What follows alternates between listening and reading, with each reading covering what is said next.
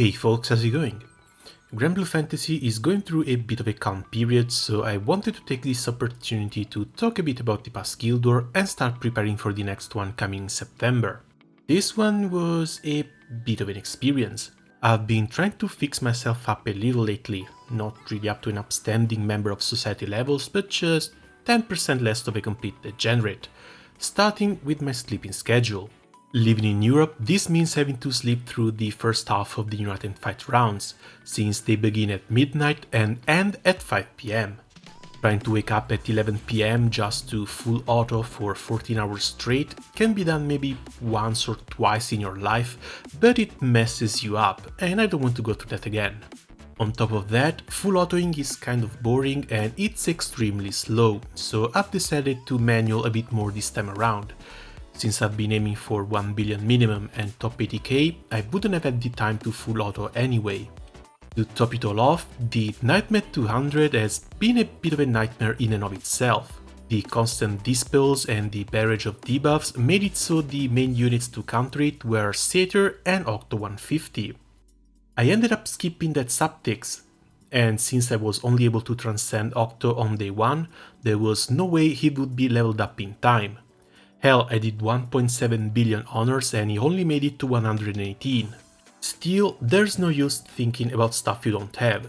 You've got to just play to your strengths. For me, these were my assassins. While the Nightmare 200 runs ranged between 7 to 8 minutes for 10 million honors, my burst team could get 2 million in 40 seconds from crew raids with pretty minimal clicking. I was basically taking breaks from mashing my slow Nightmare 200s to go hit 2 million for my crewmates. It was so bad I was unironically running Thought to dispel and apply defense down at 50%.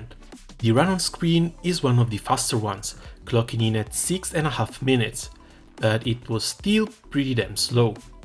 Really wish a couple more people in my crew would set up a good burst team so we could coordinate and get 1 minute clears on these. As for myself, I could have done more if I had the second Dark Ops uncapped. I needed the Magna one for my own raids to have the stamina key, but I could have used the Primal one on my burst setup with the Freyr chain. This is something I will want to try and rectify for the Water Guild War. If you're running a bub setup, burning a gold bar for the extra convenience is definitely worth it. My second worry would be about some weird mechanic that only a level 150 Eternal can circumvent. When it comes to the water ones though, Uno doesn't look like he gets much.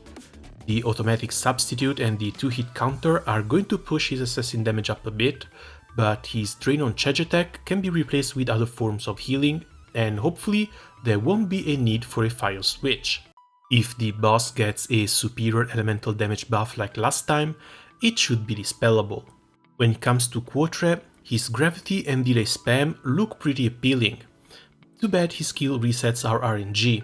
The level 120 upgrade, lowering his cooldown by 1 turn every time he takes damage, looks pretty damn good, especially since the boss will likely always deal AoE attacks, and the skill damage supplemental, paired with him spamming his 4-hit nuke every turn as if he was a mini 6, might make his level 150 worth it. When it comes to the rest of the team, I don't think I will leave the house without Petra at my side, and Poseidon is a bit too good a character to leave on the bench. The third slot is the one that will be fought over, and it might go to Quotre, Zeta, Gwyn, who looks like a really big subtics target right now, Grand Lancelot, Lily, Samarandira, Bane or Societe, depending on the boss's mechanics. Either that, or we could get a nice new summer surprise, if not a freshly released Wamdus the week before the Guild War.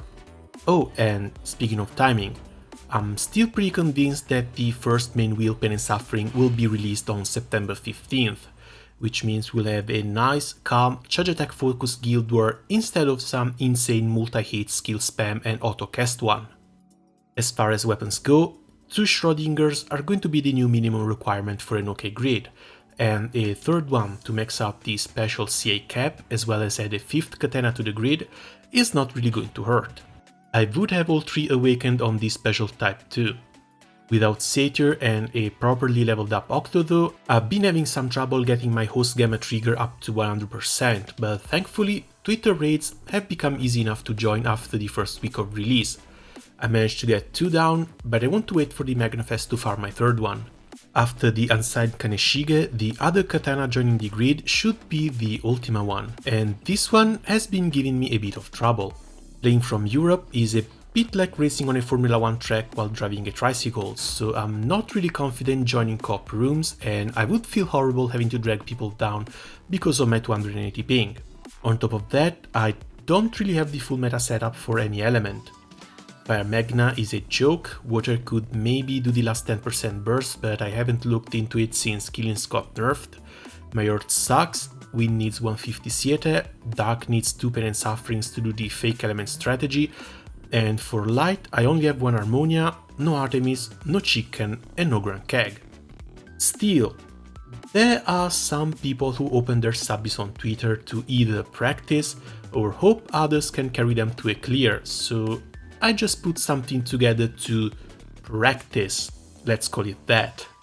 I've been trying some with Kengo Hades, and despite only having a single Pain and Suffering, things weren't going too badly. I was getting 600 to 700 million damage down per raid, but had no way to get past the 10% to help with the last burst. On top of that, the dark stacks don't really do much, and the element itself feels like a bit of a dead slot despite the okay contribution. Next, I wanted to try my hands at Light. Granvira can take so much punishment, it's insane, and she can even make Kumbira survive the 75% trigger by taking over the substitute until the heal block debuff runs out. Using Uni as a buffer makes setting up a bit slow, but despite all the shortcomings, I'm managing to get 450 to 500 million damage done in the normal raids, and to my surprise, the team was sturdy enough to reach 800 million damage one time people weren't moving. With 20 million damage per turn average, it's about enough to be safe for most of Subbi's omens. Getting clears of Twitter raids is a bit rare, but I'm somehow managing to ULB my Ultima Katana. It shouldn't work. I don't know why or how it's working, but you don't question miracles when they happen. Alright then, I guess that's going to be it from me for the moment. I was feeling a bit bad not uploading anything for almost 2 weeks, so I wanted to put up a bit of an update on how the grind's been going. Hopefully we'll get a Magnafest soon to ease the pain a little. Until then, thanks a lot for watching and see you soon. Ciao!